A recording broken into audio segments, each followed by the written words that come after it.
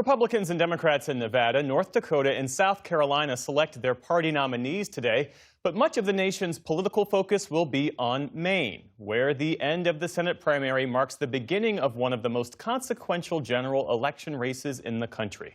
Whichever Democrat emerges will take on five-term incumbent and Republican Senator Susan Collins. That's expected to be Graham Platner, even as he grapples with one scandal after another.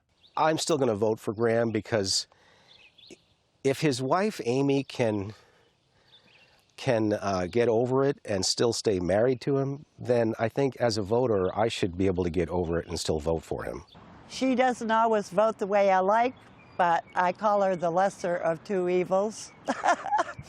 I hate to say it, but the other side is there's a lot of negative things coming out that I wouldn't want in a dog catcher in my town. Alex Seitz-Wald is deputy editor of the Mid-Coast Villager and a former senior national political reporter for NBC News. Alex, it's great to see you. Thanks for having me.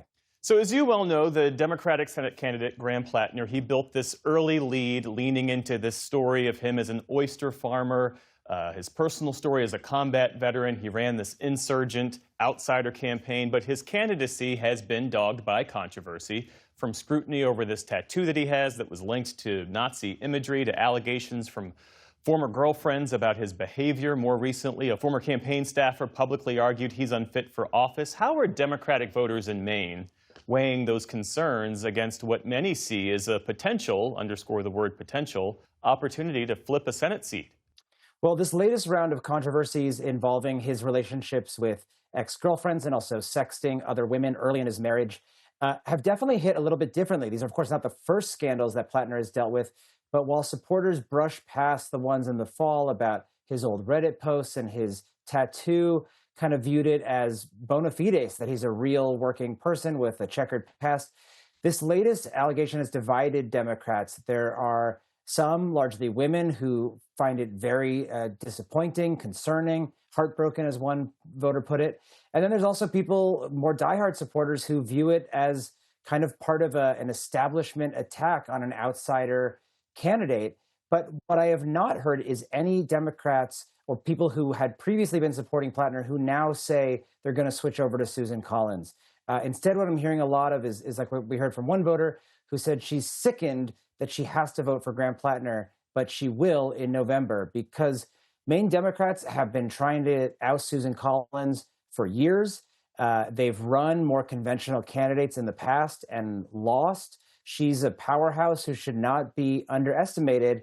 And I think they're more willing to kind of take a risk and try something, anything different to get rid of her, given the stakes for the Supreme Court and everything else. And whatever happens, we can't say that Maine voters didn't know. There was just a new poll out that showed 90% of both primary and general election voters are aware of these allegations. It's a state with very high voter turnout. People are engaged. So they are making a conscious decision about Graham Platner.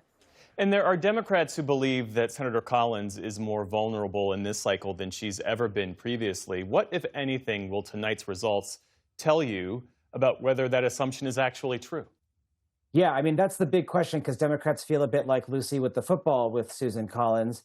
And there's this perception of a sort of silent Susan majority out there. But in the primary results, I'm going to be looking at Platner's margin. And at this point, if you're voting for anybody other than Platner in the primary, you're really doing it to send a message as a protest. So whatever percentage of votes are not for Platner, because there's no other real candidate in the race, those are voters that Platner is going to have to go after and bring back into the fold. And I'm also watching the results in the other elections, for governor, for Congress, which will tell us a bit about the mood of the electorate overall in Maine, regardless of the Platner specifics. And in Washington, there are prominent Democrats who are supporting Platner, and they say that voters care more about economic issues than they do about any one man's personal conduct. Interestingly, that's an argument that many Republicans had made about Donald Trump. I mean, what does that say about where the Democratic Party is right now? Yeah, I actually had a Platner supporter tell me that going through this whole experience has made him understand Trump voters for the first time, because a lot of Platner voters feel like they are being misunderstood, misrepresented by the national press.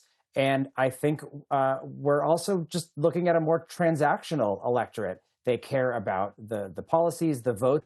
They're caring more about the letter next to the person's name than the name of the person itself. Because, Collins is exactly the type of political figure that Maine has elected for years, temperamentally moderate, bipartisan, civil. This has been the mold for decades.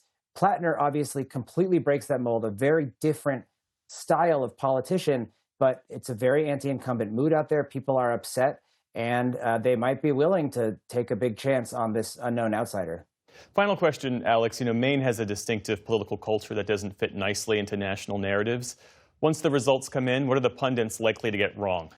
I think the biggest thing is the assumption that Susan Collins is easily beatable. It's a blue state. People assume that because we haven't voted for a Republican president since 1988, it should be easy. But that's just not the case. Collins has won again and again. In 2020, when Joe Biden won Maine, Collins won by 9 percentage points against a uncontroversial, well-qualified Democrat who spent twice as much money as her.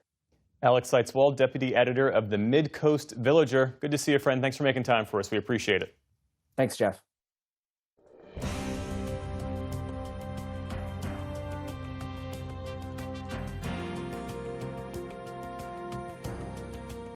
Support journalism you trust. Support PBS News.